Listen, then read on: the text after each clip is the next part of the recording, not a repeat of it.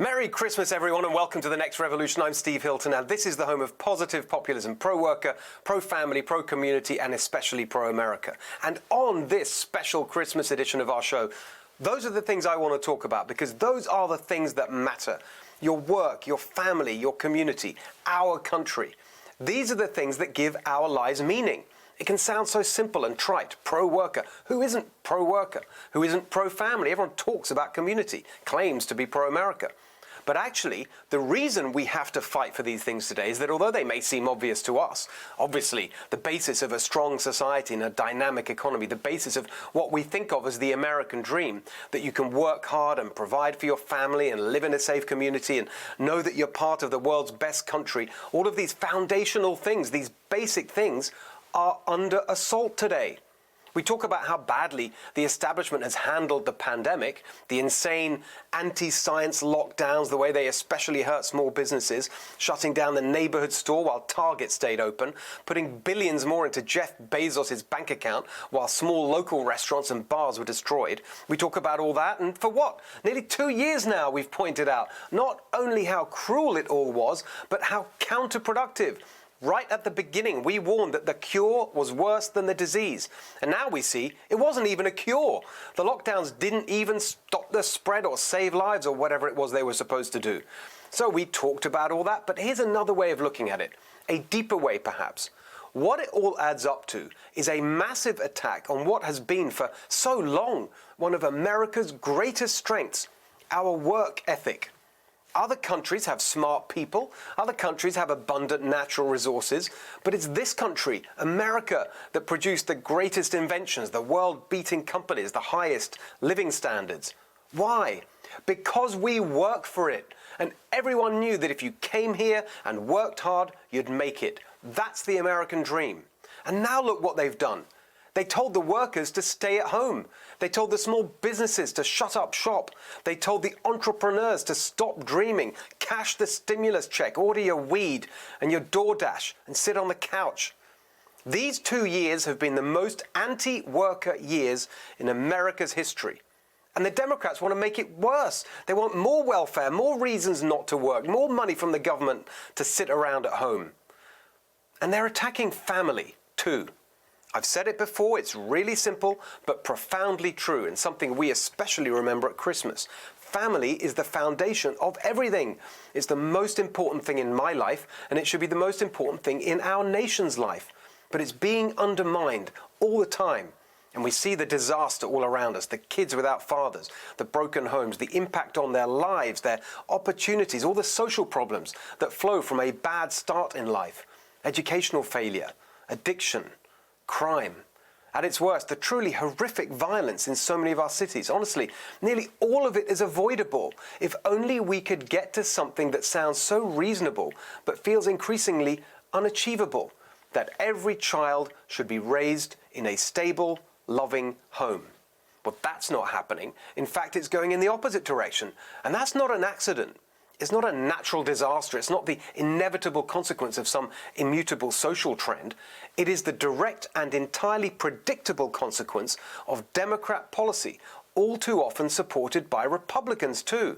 And now the anti-family forces are getting bolder, more aggressive, more extreme. As we've pointed out here many times, it is a core part of the wokeism that has infected the left and the establishment in this country. In the 1920s, Marxist philosophers got together in Germany. It became known as the Frankfurt School. They were trying to explain why the communist revolution didn't take hold everywhere, and concluded it was because the elites used more than just economics to oppress the workers. They used faith, family, and culture too. So those things must be destroyed. And here we are today, BLM, the woke lunatics, directly attacking family life in America. We must fight back. We must be pro-family. And by the way, that doesn't mean some antiquated notion of the man out working and the woman in the kitchen. In nearly half of all households today, the woman earns more, and that's great. I think marriage is the foundation of a strong society, and that's why I'm all for everyone being part of it. In fact, I believe in marriage equality so much, I even think straight people should get married if they want to raise a family. Families are at the heart of every community. And of course, our communities are under assault too. Look what they're doing to the central idea of our incredible Constitution. Decentralized power, so no one is overmighty. Not the President, not the Congress. The 10th Amendment, it couldn't be more clear. The powers not delegated to the United States by the Constitution, nor prohibited by it to the states, are reserved to the states respectively or to the people. Have the Democrats even heard of the 10th Amendment, let alone read it?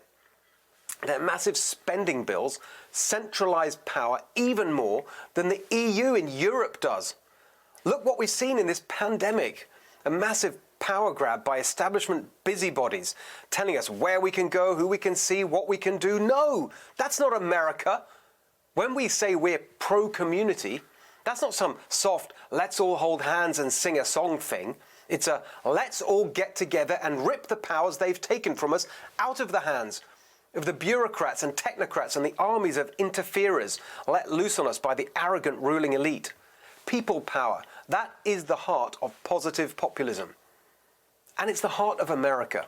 It's what makes this country different, and yes, better than anywhere else on earth. And of course, I appreciate that so much more this Christmas, as it's my first Christmas as an American. How proud I am to say those words. Not long ago, it was my first Thanksgiving as an American. And you know how much this all means to me. And especially because you've all been so incredibly welcoming. That just doesn't happen anywhere else. You could move to the UK, but you'll never be British. Not really. Try going to China and asking them if you can become Chinese. America is the greatest place in the world because it's open to anyone who wants to come here and make a commitment to building on what's gone before. But I feel I can say this now as an American. Don't come here if you don't love America. Don't come here if you want to turn America into some other place. Stay there. We know that America, the idea of America, the ideals of America, are under assault, and not just from outside our country.